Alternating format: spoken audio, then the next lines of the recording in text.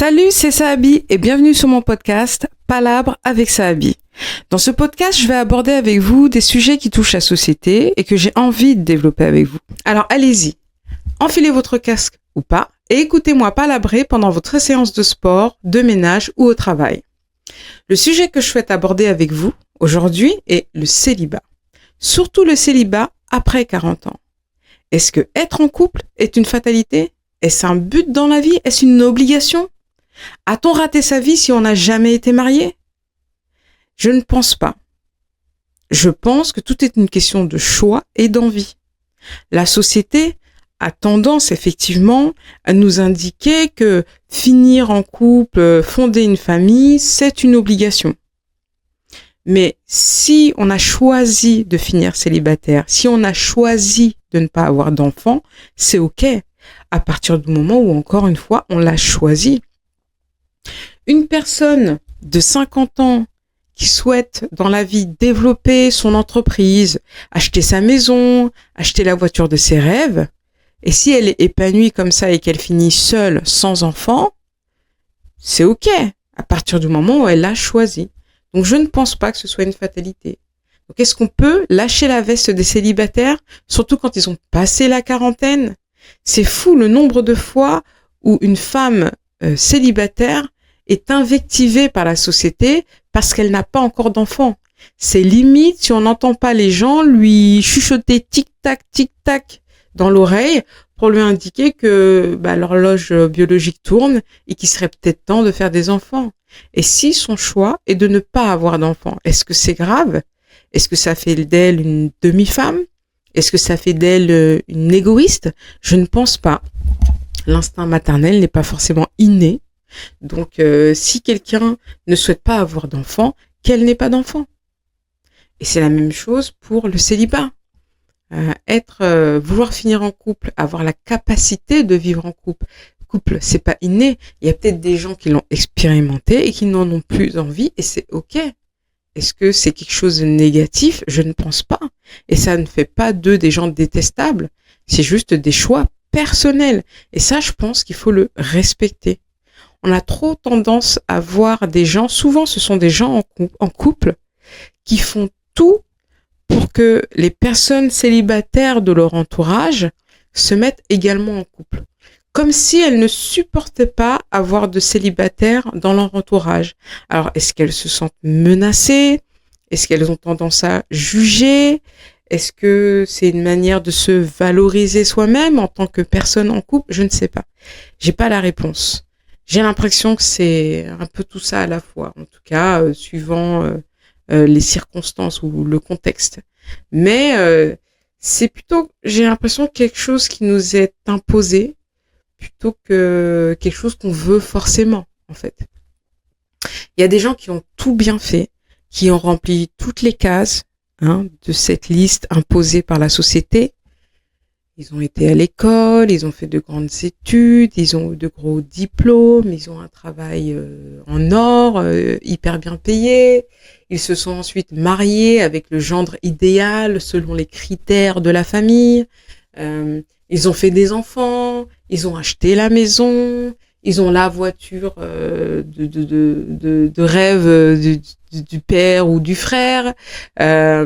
Ils ont le chien à la maison, ils ont tout ce qu'il faut, ils ont coché toutes les cases et malgré ça, ils sont pas heureux. Ils se sentent vides, il y a quelque chose qui manque. Et du coup, ils finissent par tout lâcher.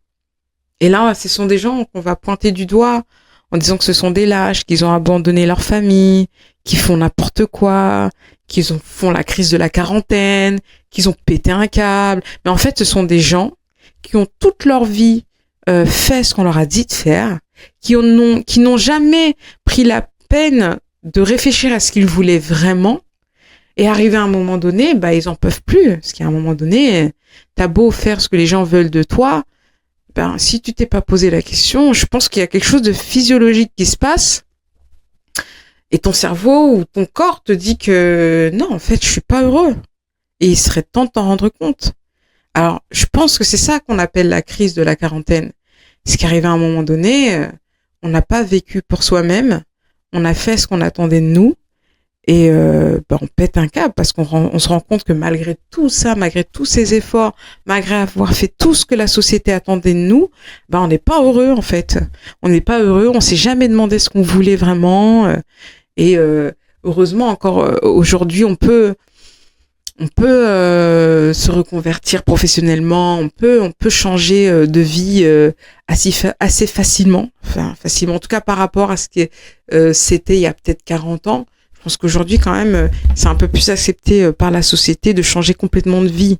Bon, on peut te prendre un peu comme pour un illuminé, c'est vrai, tu vas être jugé, c'est possible, mais en tout cas c'est quand même plus possible qu'il y a peut-être 30 ou 40 ans.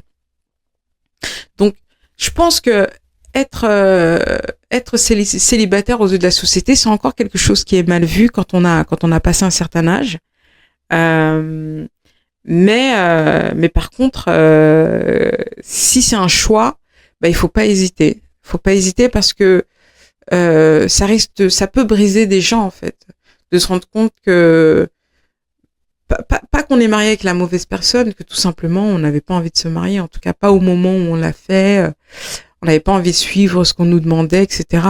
Donc, il faudrait, oui, un peu lâcher la veste des célibataires quarantenaires, de les laisser vivre, ceux qui choisissent. Parfois, c'est pas choisi, c'est vrai.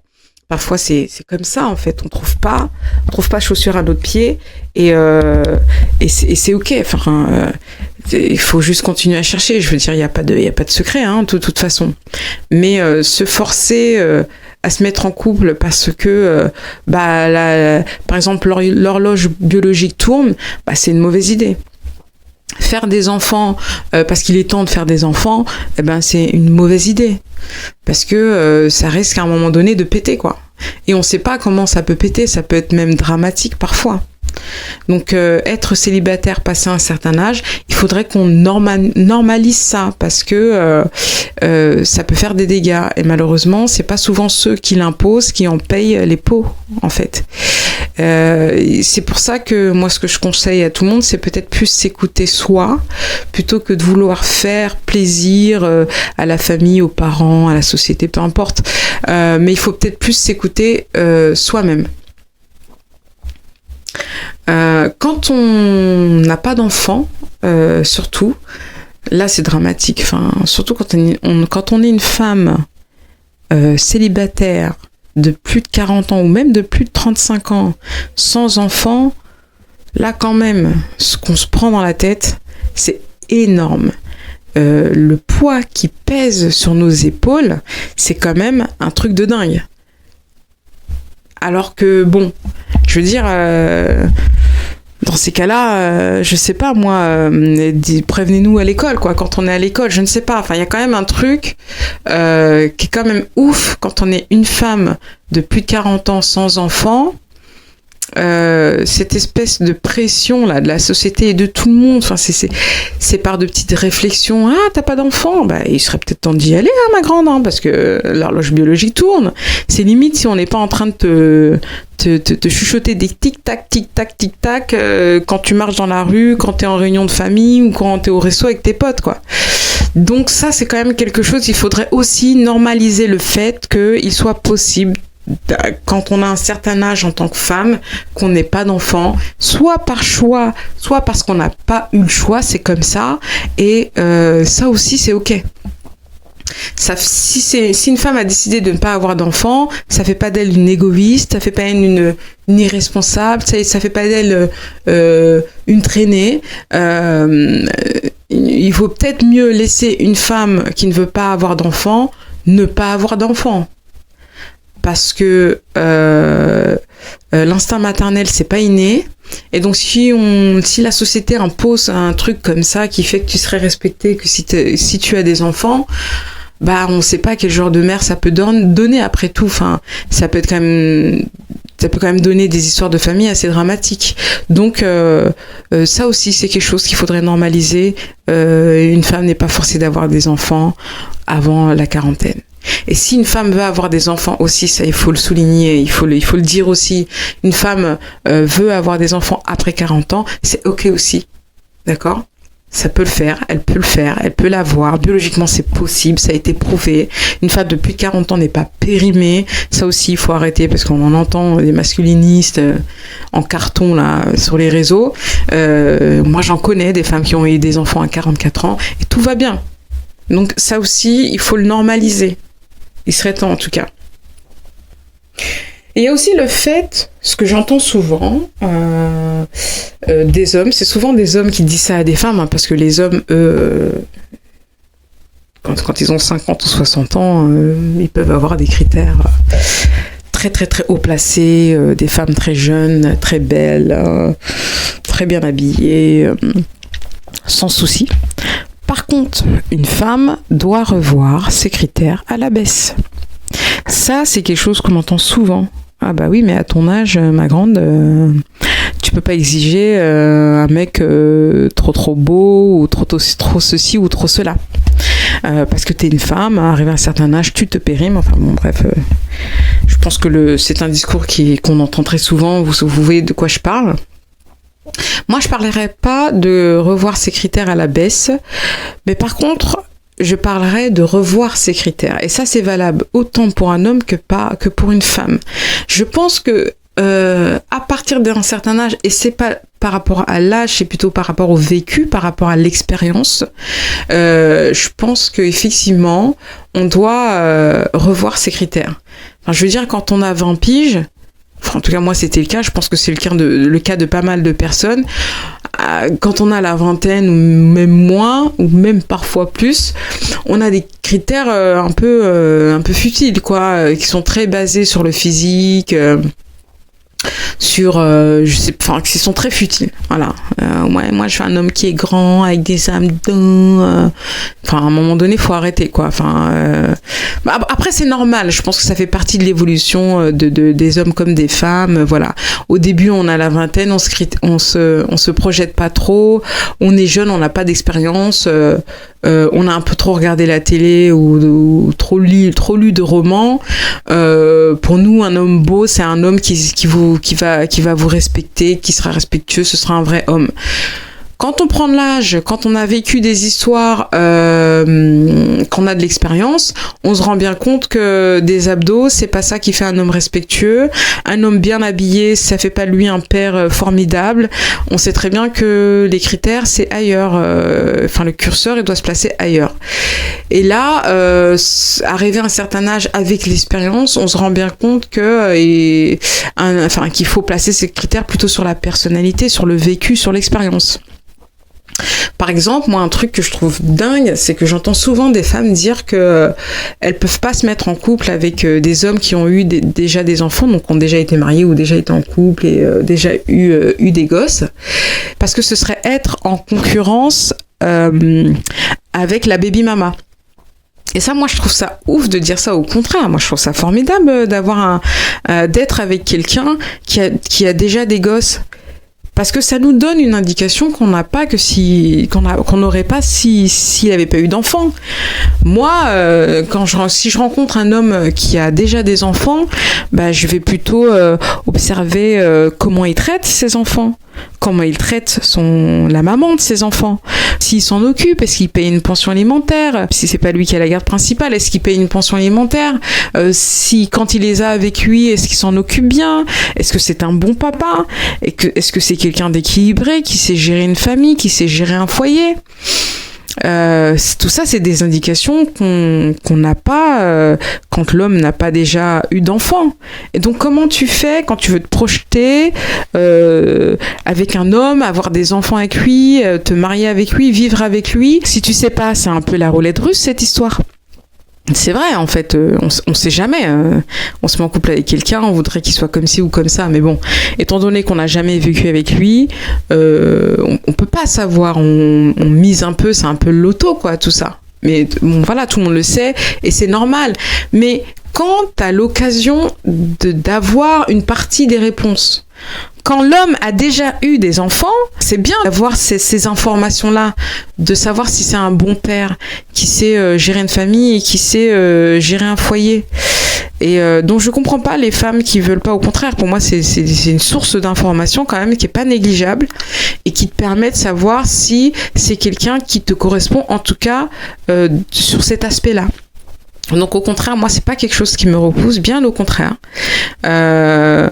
Donc voilà, et ça devrait être la même chose d'ailleurs pour les hommes qui disent qu'ils veulent pas être en couple avec des femmes qui sont déjà mamans parce que ils veulent pas être le papa de l'enfant ou je sais quelle autre explication, excuse un peu bizarre là, mais c'est la même chose en fait. Le fait de pouvoir observer comment est la maman avec ses enfants, comment elle gère son foyer.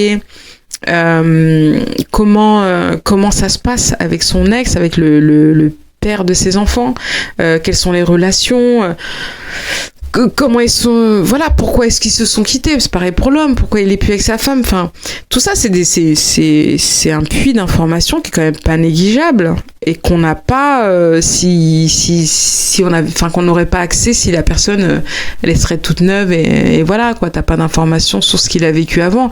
La personne peut te dire ce qu'elle veut, hein, t'auras aucun moyen de le vérifier, mais là de pouvoir l'observer avec ses enfants et avec son ex, ça c'est quand même pas mal. Donc j'ai jamais compris pourquoi ça les gens étaient repoussés, rebutés par ça, par des gens qui avaient déjà eu une vie avant. Moi au contraire, je trouve que c'est une source d'information pas négligeable et qui te permet effectivement d'avoir une partie des réponses avant même de te lancer en fait. Bon après c'est pas fiable à 100%, c'est sûr, mais c'est quand même pas négligeable ça. Et c'est quelque chose que j'ai jamais compris. Donc moi, quelqu'un qui a déjà des enfants, ça ferait partie de mes critères aujourd'hui pour me mettre en couple avec quelqu'un.